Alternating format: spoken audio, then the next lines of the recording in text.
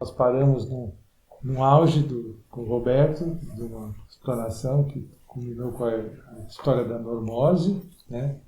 Dessa doença invisível, que não é tido como doença, né? Mas que está afetando todos os destinos da nossa civilização, né? A nossa possibilidade, o nosso potencial humano de se realizar. Né? E eu passo de novo para a Sônia, porque ela ficou devendo as outras duas fases da Uniluz. Né? Então vamos lá. Então, era um centro de luz, né? Que se propõe a, a expressão, encontrar a expressão da alma, né? Através do silêncio, da meditação e da atenção plena. E como é que ficou hoje isso? O que é isso hoje? Como é que foi essa passagem? No momento você falou a Sara, mas eu fiquei imaginando, ninguém sabe quem é a Sara, né? Ninguém não, muitas pessoas não sabem, então acho que você vai contar isso. Né? Então, vai.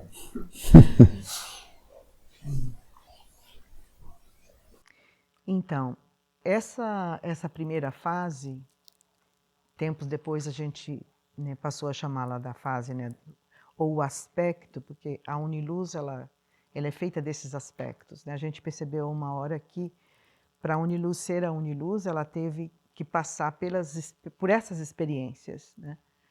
E cada fase, né, a gente está identificando hoje como tendo um nome. Então, essa primeira fase seria a Nazaré Centro de Luz, ou seja, a Nazaré é a Universidade da Luz no aspecto Centro de Luz.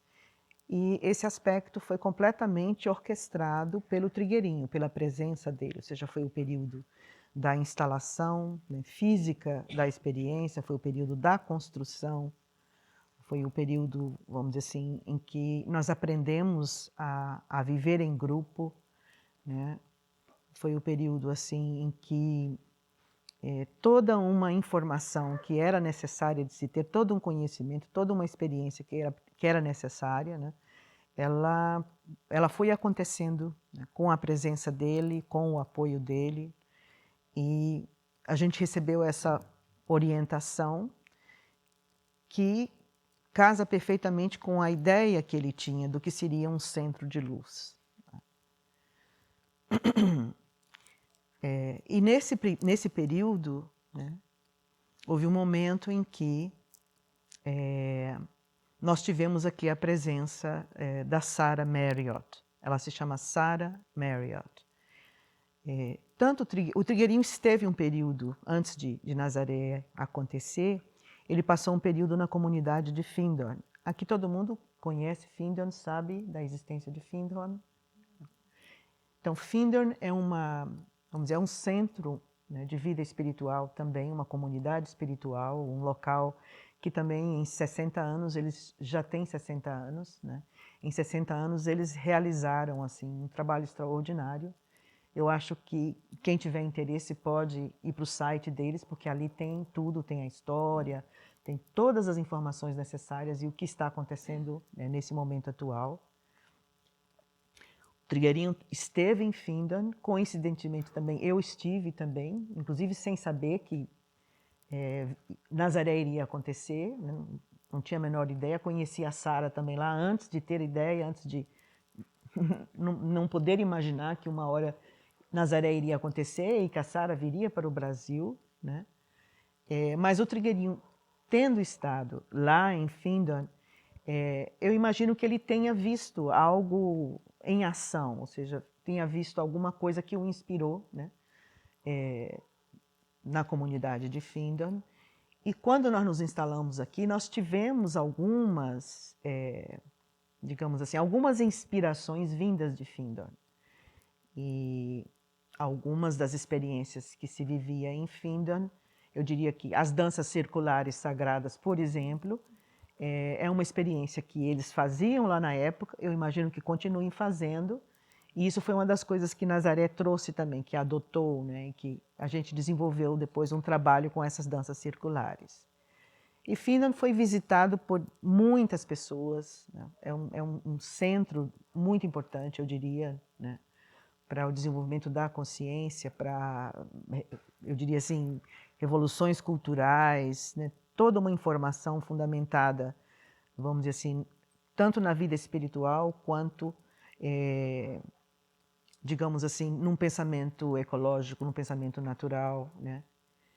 E Sarah Marriott morava lá, ela morou lá durante 12 anos, né, antes de vir para cá. E no começo, o Trigueirinho começou a se comunicar com ela, né, e teve a ideia de convidá-la para vir para Nazaré. Ela aceitou. Na primeira vez que ela veio, ela ficou aqui durante 1 mês.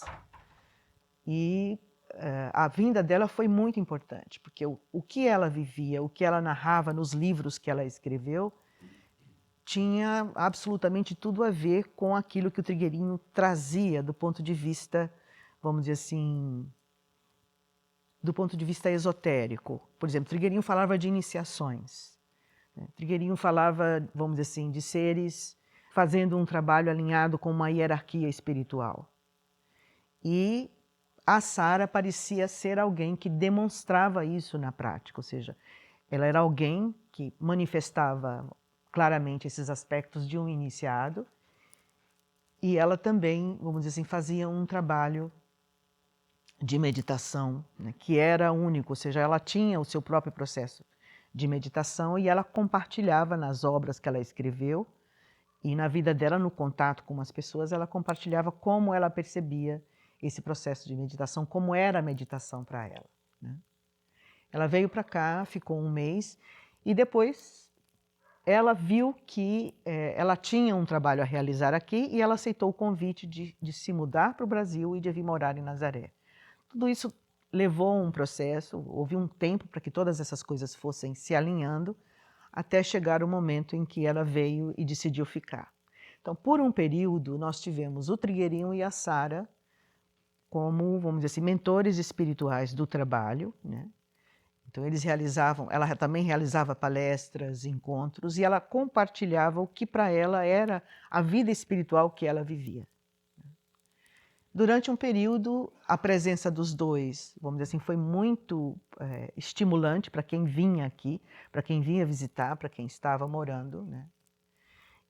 Mas houve um momento em que eu diria que os dois passaram, provavelmente, né, a ter visões diferentes do andamento do trabalho. E num determinado momento, nós passamos a fazer aqui no campus, né, uma experiência em que a gente pode dizer que talvez uma dissonância tenha começado a acontecer, né? Eu, pessoalmente, eu vou narrar na minha perspectiva, eu vou narrar aquilo que para mim foi o que eu experimentei, o que eu vivi, o que eu compreendi. E é claro que, como uma narrativa, como uma história, sendo olhada de pontos de vista diferentes, a gente poderia ter uma riqueza maior disso, né, se a gente tivesse outras pessoas narrando também, como foi que testemunharam. Então, eu estou falando a partir de um testemunho, né, da forma como eu compreendi, como eu considero que vivi, qual foi a minha experiência. Então, como instrutor, o Trigueirinho sempre trouxe a ideia de que a nova era, porque a gente falava muito de uma nova era aqui. Nós tínhamos educação para a nova era, nós tínhamos um trabalho voltado para uma nova era que estaria, vamos dizer assim, em ato para acontecer, algo que se esperava que já estivesse, né, na iminência de acontecer. Então ele dizia que essa nova era seria marcada por uma vida grupal, por uma consciência grupal, por uma liderança grupal, né? E durante o período em que ele esteve aqui, nós aprendemos profundamente a viver em grupo, a descobrir como é que é isso, quais são os elementos necessários para você ter uma vida impessoal, né, e em grupo, uma vida impessoal ou transpessoal e em grupo. E sempre com essa conotação de que a gente sempre foi uma escola, né? No passado nós seríamos uma escola de mistério, seria um nome fácil de colocar, mas Nazaré nunca quis colocar o nome, era difícil a gente nomear, trazer, dizer o que era, mas o que é isso aqui? Então a gente sempre ia contornando, dizendo o que se fazia, chamando de Nazaré, porque Nazaré era o lugar mais perto, mas nós não nos chamávamos de uma universidade, uma comunidade, um centro de vida espiritual. O Trigueirinho, na fase dele, ele evitava completamente que a gente tivesse um nome, que tivesse uma identidade que casasse perfeitamente com o que a gente estava fazendo aqui, né? Mas ele trazia muito essa ideia de que a liderança é grupal, a vida é grupal, enfim. E nós estávamos aqui fazendo uma vida em grupo. E houve um momento em que ele planejou, né, dar espaço para esse grupo. Isso foi o ano de 86, ou seja, o ano de 87 seria um ano no qual ele ficaria pouco aqui. Ele viria algumas vezes para fazer uns cursos que já estavam programados no ano anterior. Ele sempre programava um ano antes tudo o que ele iria fazer no ano seguinte. E dentro da vida em grupo, né, foi acontecendo uma dissonância entre o grupo e a pessoa dele, e na minha maneira de ver, porque surgiu uma certa incoerência entre o discurso e a ação. Ou seja, nós estávamos numa ação realmente de viver em grupo, né? E num determinado momento ele tomou uma atitude como se ele fosse a pessoa que iria decidir o que o grupo devia fazer, algo que a gente vinha o tempo todo já vivendo, ou seja, todas as decisões, tudo que a gente fazia era para viver em grupo, né? Então, dentro do grupo, criou essa ressonância, criou uma ressonância. E, do nada, assim, sem nenhuma provocação, sem nenhuma revolução explícita, sem nenhuma, vamos dizer, sem nenhum ato de rebeldia ou de, vamos dizer assim, sem grandes alardes, digamos assim, o grupo foi se fortalecendo, ele passou a estudar mais profundamente. Houve um período que a gente estava lendo muito os textos da mãe do Aurobindo, e o Aurobindo eu acho que o Aurobindo traz essa ideia do grupo, mesmo sem estar diretamente falando do grupo. Acho que ele fala de uma anarquia divina, né? Da possibilidade, da utopia de uma anarquia divina, né? E, a meu ver, eu acho que o que aconteceu naquele momento foi um pequeno experimento, uma pequena tentativa de alçar isso, de alcançar essa experiência do grupo realmente se tornar um grupo vivo, autônomo, né? Sem a ideia de uma liderança arquetípica, sem que tivesse a ideia, porque Nazaré começou sem gurus, né? Ele trouxe isso, o Trigueirinho trouxe isso.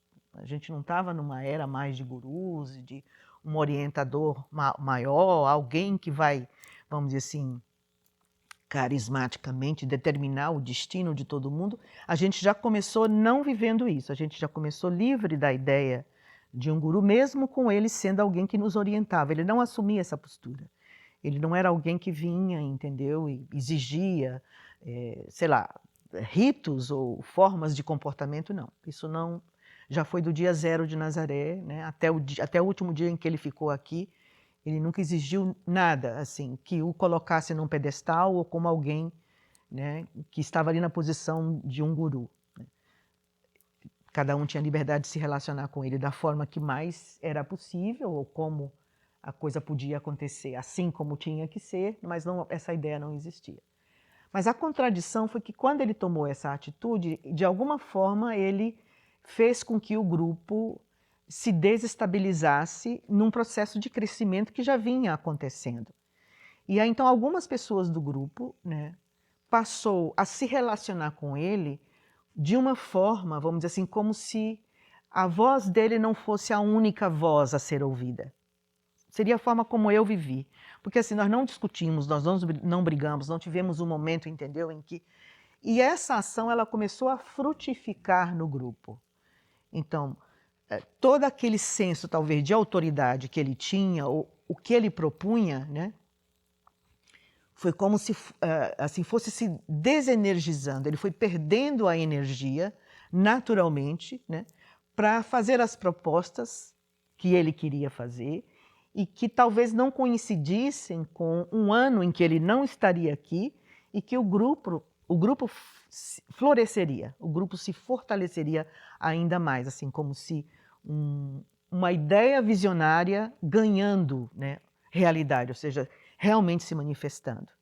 Ou seja, o grupo plenamente assumindo o trabalho, assumindo as atividades, assumindo, vamos dizer assim, o conteúdo de tudo que estava acontecendo aqui.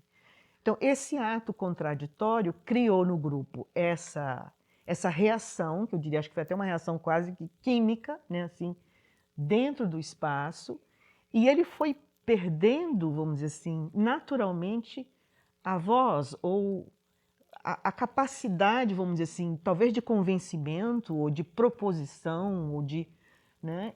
E naturalmente ele foi entendendo, né, que ele tinha que partir. Porque ele era uma pessoa muito sensível, muito inteligente. Imagina, o Trigueirinho de uma competência extraordinária. Eu acho que ele mesmo, por si só, compreendeu que não seria possível a continuidade dele aqui no ano seguinte.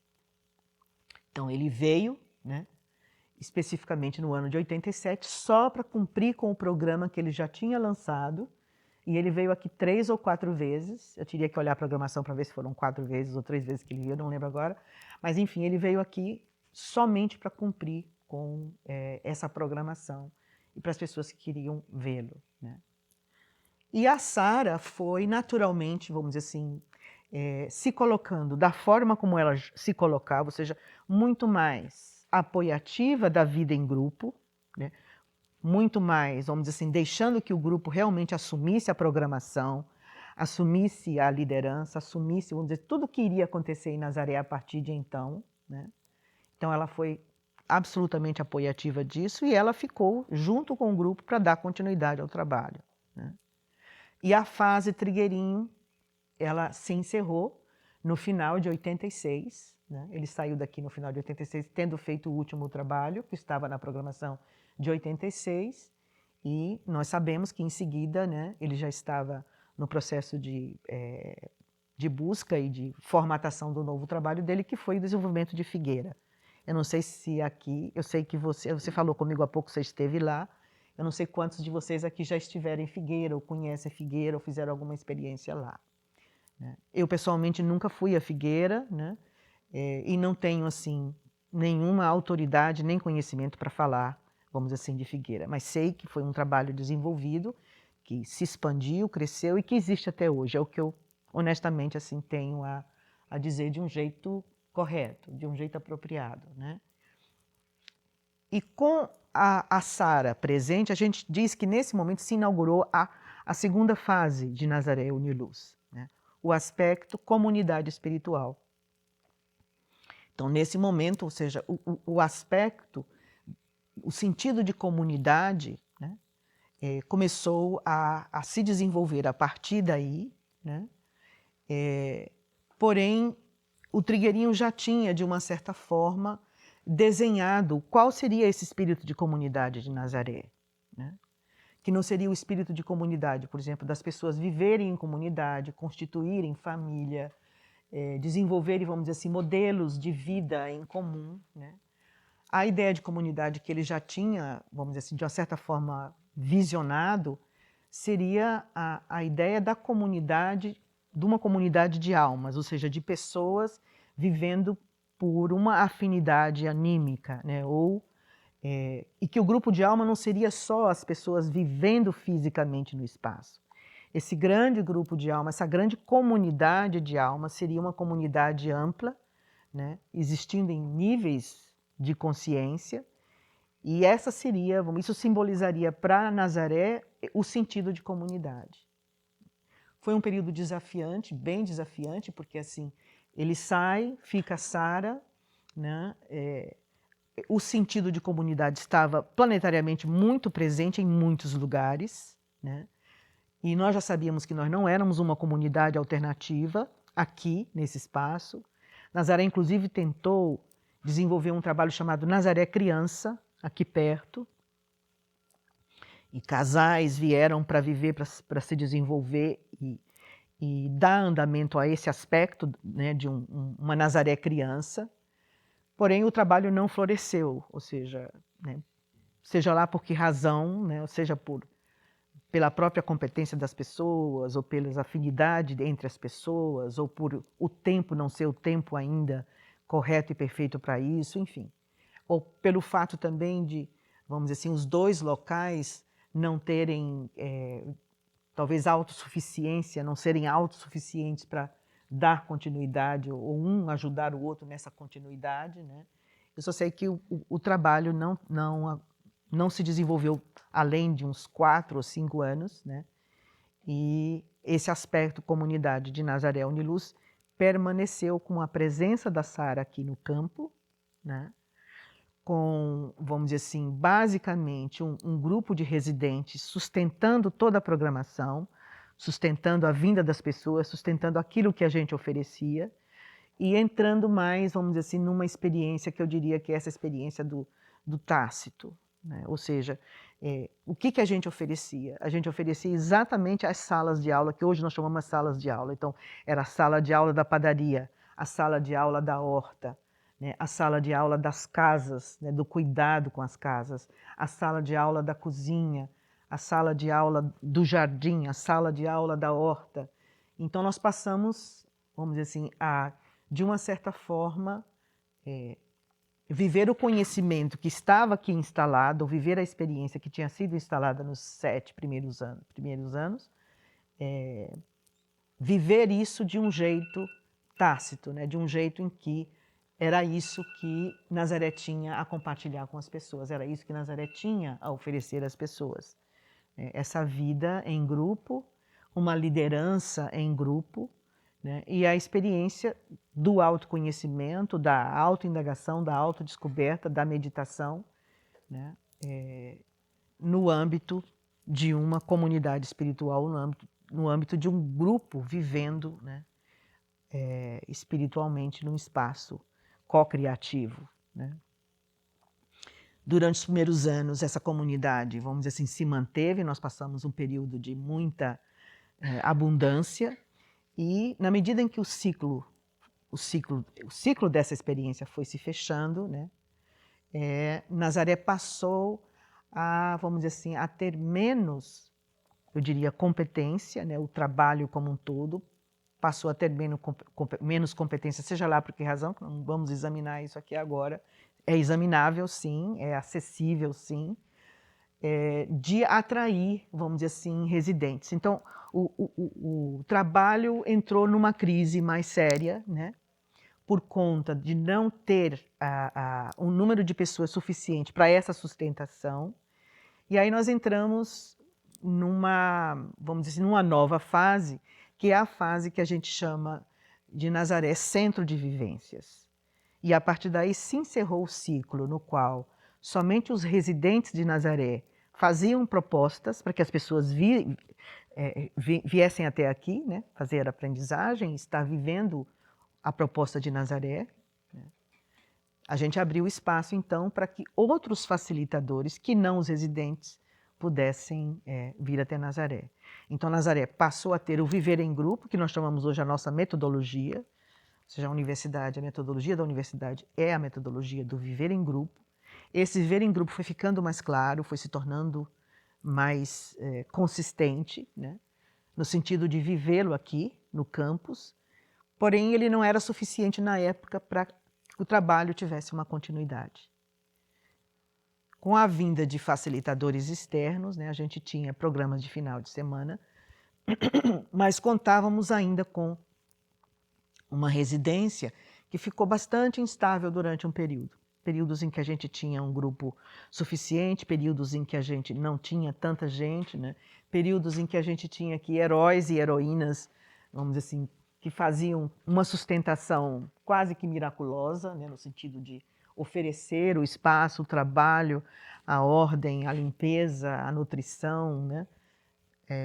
Por isso que eu gosto de dizer assim, né, que Nazaré, o Uniluz existe com o apoio principalmente de pessoas que nesse momento estão anônimas, né, assim, servidores amorosos, indivíduos que estavam vivendo períodos de sua vida que combinava com o que Nazaré estava naquele momento oferecendo, né, e nessa relação de ressonância, né, a gente foi atravessando todo o século XX, e no final do século XX, exatamente na virada do século, no ano de 99, a Sara foi de volta para os Estados Unidos.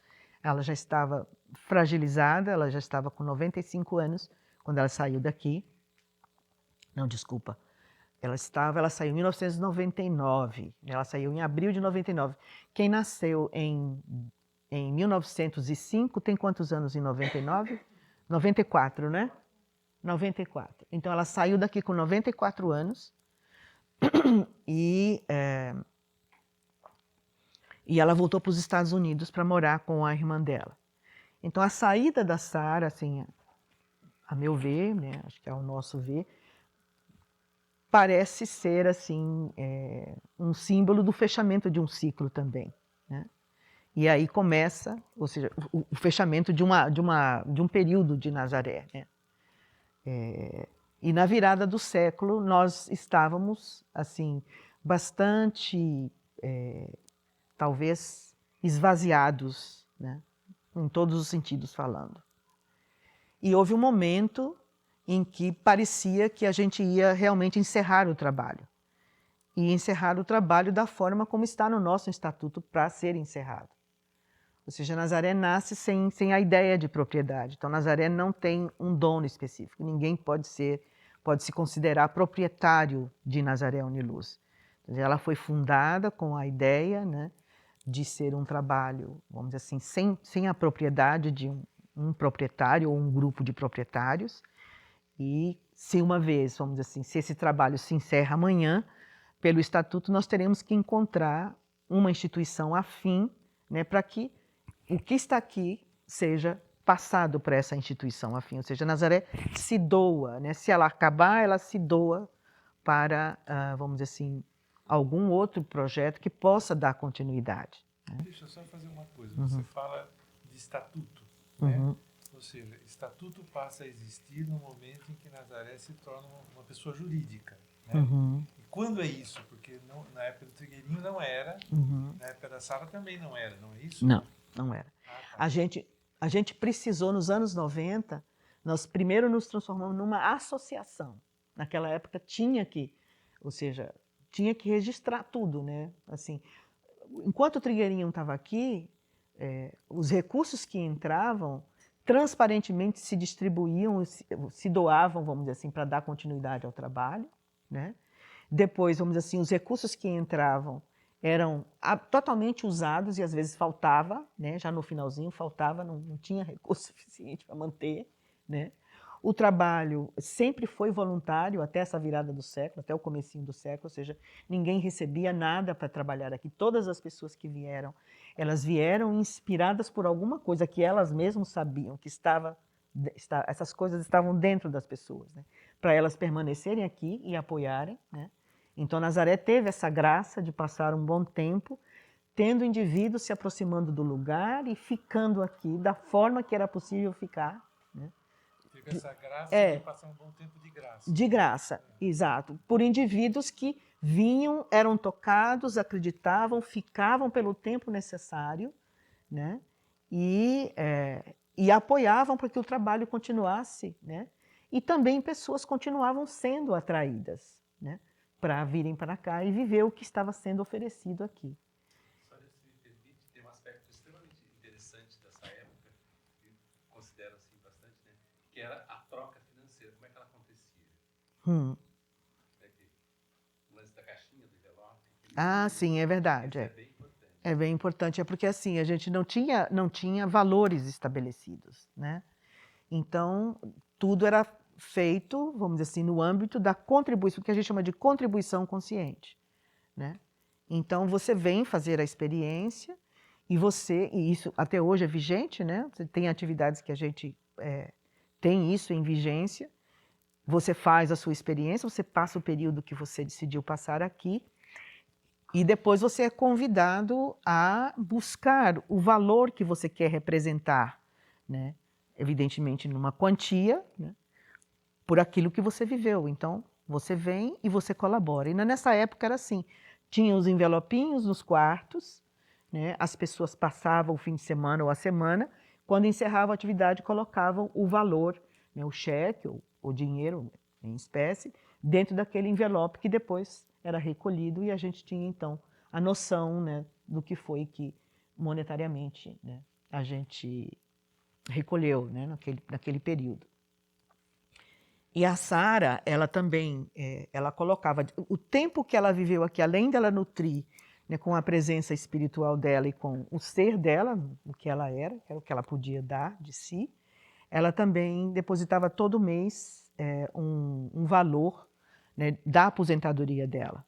Ela tinha a pensão e ela tinha a aposentadoria. Então, ela vivia com um dos dois, não sei qual que era, e o outro, desde que ela veio para Nazaré, todo mês era a contribuição que Nazaré recebia, né?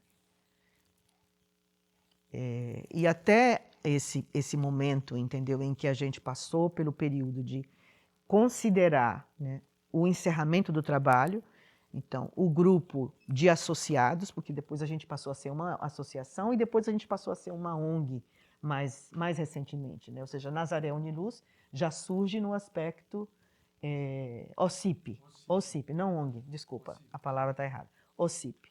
Ou seja, a gente se transformou num OCIP quando a gente virou Nazaré Universidade da Luz, né? Esse foi o processo. OCIP é a Organização da Sociedade Civil de Interesse Público. E quando Nazaré surgiu, ou seja, não, deixa eu retroceder um pouquinho.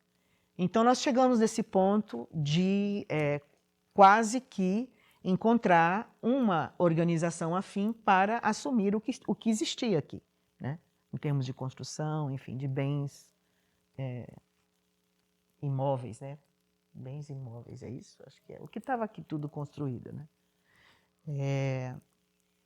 E foi nesse momento, então, que a gente teve, né, esse insight de que Nazaré era tudo isso. Nazaré é a Universidade da Luz. Nazaré Universidade da Luz é centro de luz, ou seja, ela é esse aspecto centro de luz. Ela é comunidade espiritual e ela é centro de vivências. Então, a universidade é a união desses aspectos. A universidade é essa experiência vivida pela própria instituição. É a instituição com as crises, é a instituição no momento de glória, no momento de derrota, ou seja, é a instituição com toda essa experiência vivida em grupo ao longo, né, dos anos de 82 até 2005, que foi quando a gente formatou a Universidade da Luz propriamente dita, embora o processo para formatar tenha demorado um tempinho, com a ajuda de pessoas maravilhosas e incríveis que foram também trazendo o conhecimento para a gente chegar na Universidade da Luz de hoje, né? E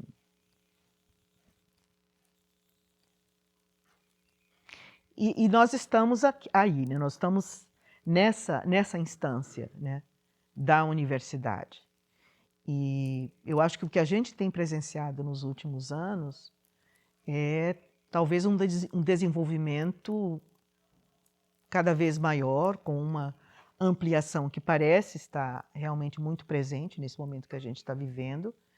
E uma das razões que eu pessoalmente, né, assim, vejo como sendo promissor, como se a instituição tenha, vamos dizer assim, possibilidade de ter uma continuidade, é que a gente está vendo a nova geração se aproximando. A gente está vendo pessoas jovens, né, vindo, se aproximando, se interessando, né, e se envolvendo qualitativamente com o trabalho. Porque eu acho que a gente cresceu muito qualitativamente nos últimos anos. Muito.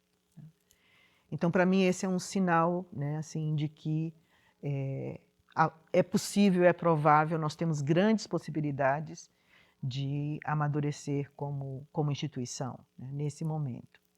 E o outro aspecto que eu vejo assim como sendo muito importante, e talvez, né, tão importante quanto, é o fato de que para nós sempre foi a questão consciência o elemento mais importante, vamos dizer assim, da existência desse trabalho, né? A iluminação, a ampliação, né? Enfim, qualquer coisa que a gente possa atribuir, né, à consciência, esse aspecto eu vejo como algo tremendamente vivo hoje, e tenho visto coisas acontecendo assim do tipo a ciência que antes ficava, digamos assim, mais reticente ou menos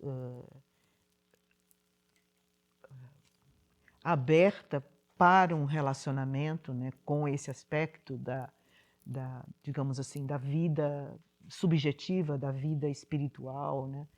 Eu vejo que há várias manifestações nesse momento dessa ciência, inclusive pós, né, todo o trabalho que tem sido feito na neurociência, ou seja, eu acho que é uma coisa que a neurociência ajudou bastante, né? Mas ainda permanece no seu nicho, ela ainda tem o seu nicho e fica, grande parte ainda fica no seu nicho, mas há cientistas sérios agora trazendo, vamos dizer assim, uma percepção consciencial absolutamente revolucionária nesse momento. Talvez, não sei, 10 anos, 12 anos, né? E há indivíduos dizendo coisas dentro da ciência hard, dentro da ciência mesmo, que vão plenamente na direção daquilo que sempre foi dito nas grandes tradições espirituais. Então, esse caminho está realmente muito claro.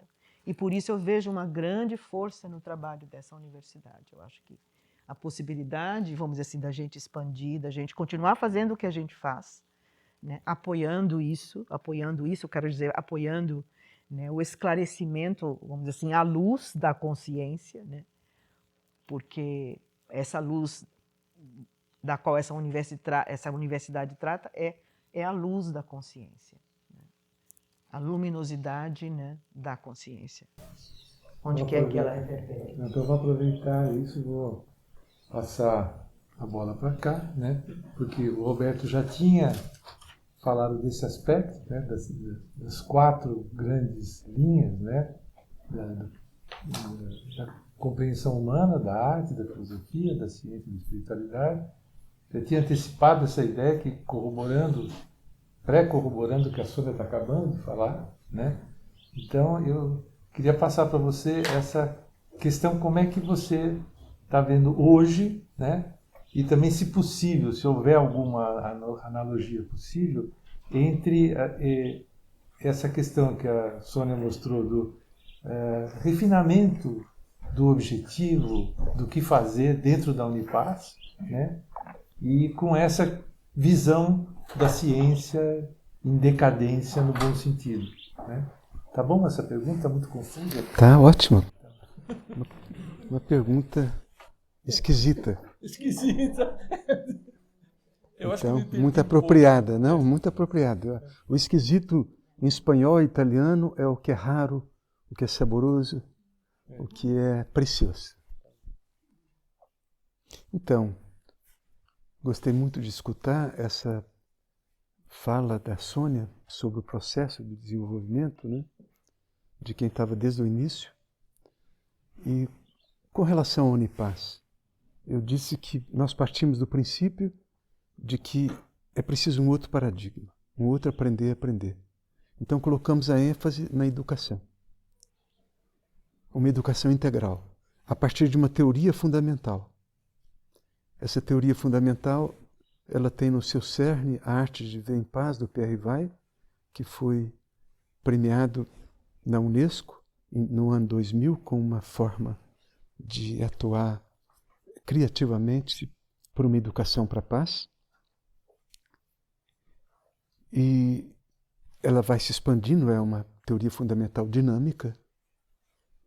E então, quando nós tivemos em Findhorn, realizamos 2 eventos internacionais da Unipaz lá, eu me lembro como houve encantamento, porque alguns antigos de Findhorn perceberam que faltava a eles uma teoria fundamental, para sair apenas da nova era. A New Age foi um movimento criativo muito importante, mas acabou sendo absorvido pela normose, porque precisamente faltou isso transdisciplinar, que é concebido em universidades de ponta, com pessoas como Bazarán Nicolescu e Edgar Morin, que eu já citei, há muitos outros, mas onde houve a consolidação e a expansão da transdisciplinaridade em ação foi no Brasil. Eu convivi muito com Bazarán. Eu me lembro quando ele me disse em Paris que uma ocasião ele e o Edgar Morin apareceram na primeira página do Le Monde, e no dia seguinte houve uma reação em massa por parte das academias e eles tiveram que recuar, porque o espírito de Descartes é fortíssimo e o Brasil é novo mundo, né? Aqui nós temos menos a desaprender.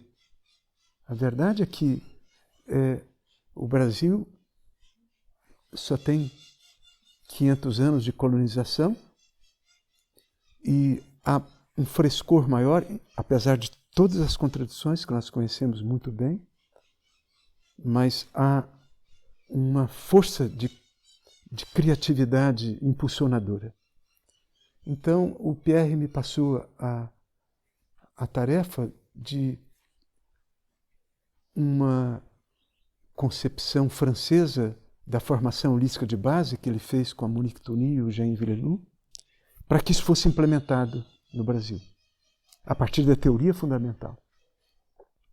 Então, um grupo se reuniu de diversos estados do Brasil em torno do Cosmodrama, fizemos uma formação no Cosmodrama com Pierre Vai, lá no Salão do Encontro de Betim, porque Pierre achava que o Salão do Encontro era uma referência, porque ali era mão na massa mesmo. Quem conhece o Salão do Encontro, com a liderança feminina que tinha, sabe do que eu estou falando, se conectava com a própria cidade e as pessoas aprendiam na prática a fazer. Então, isso foi uma etapa importante. E o Pierre queria que essa concepção de mão na massa pudesse acontecer na Unipaz Matriz de Brasília. É interessante que 1986 foi quando eu me encontro com Pierre Vai, foi quando esse momento do Trigueirinho ter compreendido que era o encerramento de um ciclo. Em 1987, quando acontece, a Sara, nós conhecemos a Sara, ela esteve em Brasília, me tocou muito a Sara pelo aspecto angélico dela, uma alma, uma transparência como poucas vezes eu vi.